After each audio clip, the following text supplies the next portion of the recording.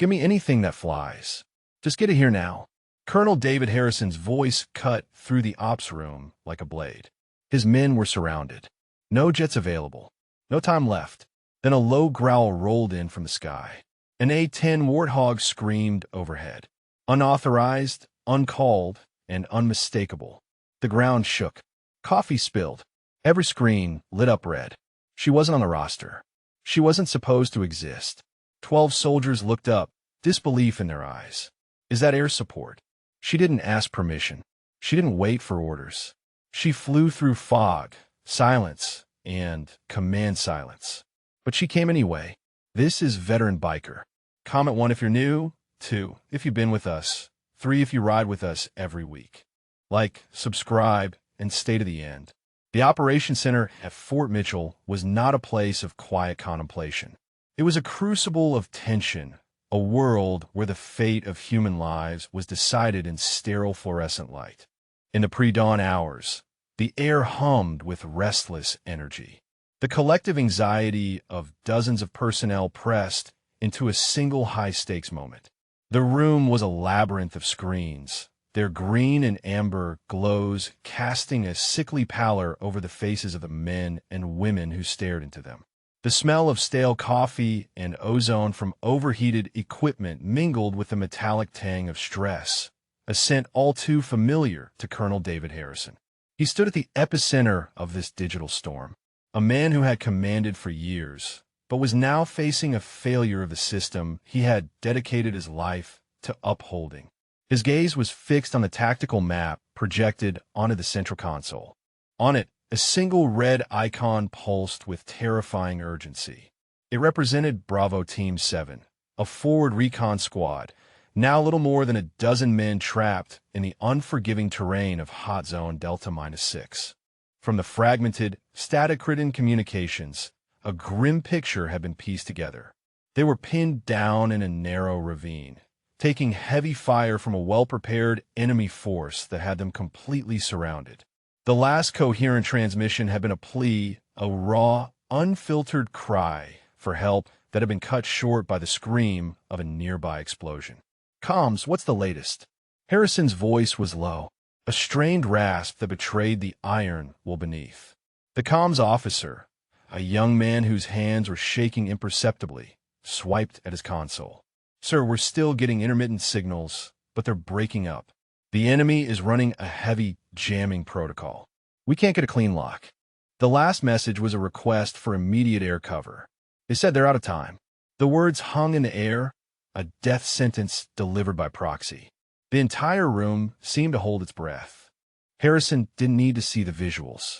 He could paint the scene in his mind's eye. The sheer terror of being a sitting duck, the deafening roar of enemy fire, the frantic search for cover in a place with none to be found. He had been there before, decades ago, and the memory was a cold shard of glass in his gut. "Air assets," he demanded, turning to face a flight operations officer. "Give me the status on every bird we have."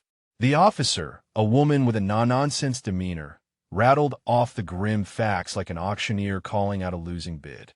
"Sir, the F-16 fleet is still grounded. The new avionics issue on the targeting arrays proved more complex than anticipated. We're waiting on a patch from the manufacturer. F-22 seconds are all at auxiliary field, C-9, mid-refuel for Operation Sandstorm. The mission cannot be aborted. It's a Priority 1 supply run to the Eastern Front, and the weather system just north of Delta-6 is a full-blown microburst storm, making a low-altitude pass suicidal. We have no support, sir. The book says we wait for the F-22 seconds, but their ETA is 42 minutes at the absolute earliest." 42 minutes. The words were a mockery. Harrison ran a hand over his tired face, the rough stubble a minor annoyance compared to the grinding weight in his stomach. The manual, the book, the hallowed protocols he had lived by his entire career, all of them pointed to a single horrifying conclusion. Bravo Team 7 was lost. He was supposed to follow the rules, to wait, to prioritize the greater mission. But the thought of a dozen men dying while he checked a box on a form was a poison he couldn't swallow. His self-control snapped. He slammed his fist down on the command table. The sound of report in the deathly quiet room. Damn the book. To hell with the manual. I don't care about the logistics report. His voice was not a shout, but a low, guttural roar of pure frustration. Find me anything that flies. Anything with an engine and a pilot, a jet, a helicopter, a damn biplane, anything that can get a shadow over that valley.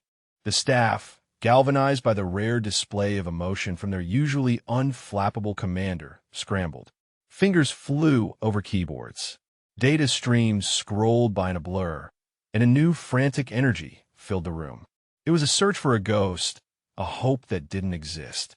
It was in this moment of collective desperation that a quiet voice belonging to a junior staffer who had been at the back of the room cut through the noise. "Sir," he began hesitantly, his eyes flicking from the screen to Harrison's tense back. "We have one pilot ready, an A-10 pilot. Her bird is fueled and armed on the auxiliary field." The words were almost a sacrilege in a room full of advanced military technology. Harrison turned slowly, his face a mask of disbelief and contempt.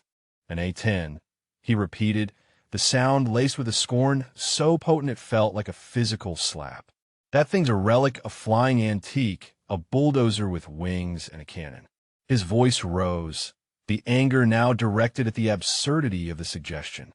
"I'm asking for a surgical tool, a stealth asset, something that can go in, hit the target, and get out without being seen. I'm not asking for a rusty hammer from a museum.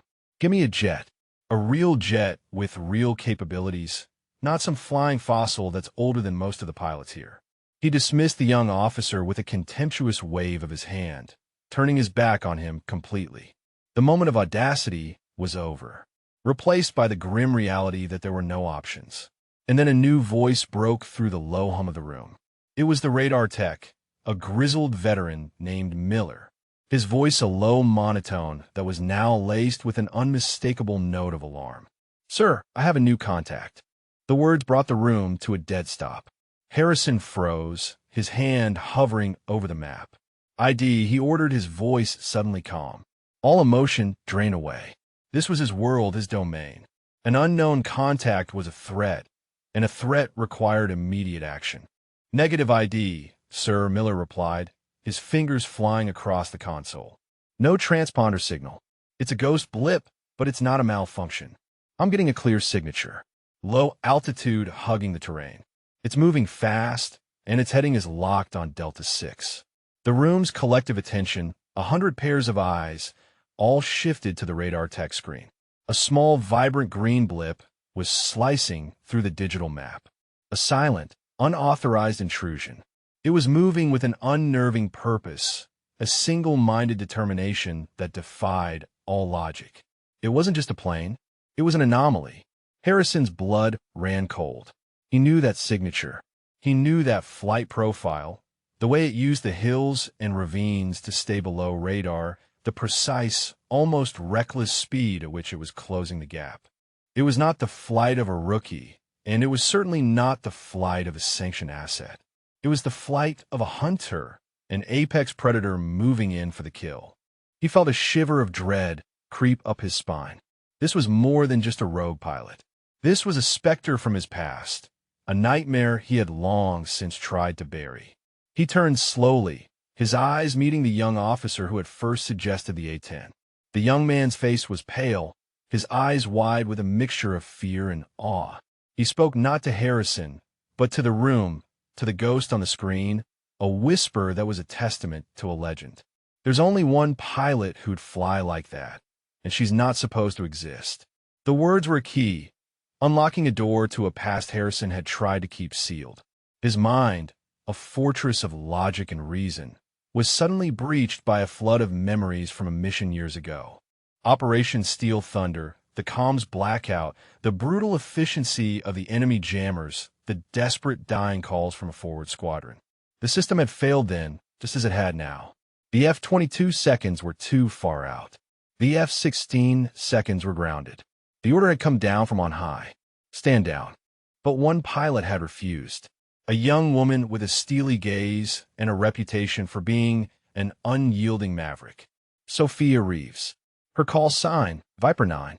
Harrison remembered watching the radar screen, a frantic, horrifying dance of light as her A-10, an anachronism even then, had flown straight into the fire, ignoring every direct order, every threat of court-martial.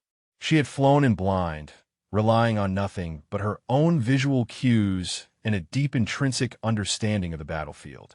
The system had condemned her, grounded her, stripped her of her rank and her career for her defiance. But she had saved 19 men that day. 19 lives that command had written off.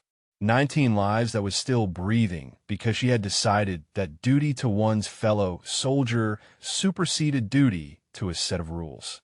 The flashback, vivid and brutal, receded, leaving Harrison standing in the present, staring at the green blip on the radar screen.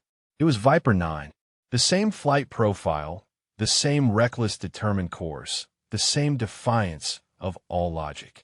Harrison felt a profound sense of awe, dread, and a reluctant, grudging respect. He knew what she was about to do, and he knew with a certainty that was both chilling and inspiring that nothing in this room, no order he could give, would be able to stop her. The game had just changed, and the one person who wasn't even supposed to exist had just taken control of the board. Unidentified A-10, state your ID and return to base. That's a direct order. There was a finality in his tone, a last-ditch attempt to rein in the wild card to pull the rogue element back into the fold of order and control. He was testing her, seeing if the fire of her past defiance had been tempered by years of forced retirement. Nothing, only the hiss of static. Miller glanced up, a new line of worry etched on his face. "Sir," she's flying calm silent. She's not receiving, or she's choosing not to respond. But her flight path is locked, dead on for Bravo 7's last known position. The words confirmed Harrison's worst fear. This was not a mistake. This was a deliberate act of will. Viper 9 knew the rules, and she had already decided to break them. Harrison gripped the mic tighter, his knuckles white. "Viper 9, he tried again, his voice now a low, menacing growl. "I know who you are. This is a direct command. You are not cleared for this operation. Return to base immediately. Do not force me to classify you as a hostile." The last threat was an empty one, and they both knew it. He wouldn't shoot down an American pilot who was flying to save a squad of American soldiers. He was caught in a perfect paradox, a trap of his own making. Then a miracle or a curse. A clear, calm, and utterly focused female voice broke through the static. "This is Viper 9. I hear you, Colonel. Bravo 7 needs help. I'm in position to give it." Her voice was not defiant. It wasn't arrogant. It was simply a statement of fact delivered with the quiet authority of a professional who knew her job.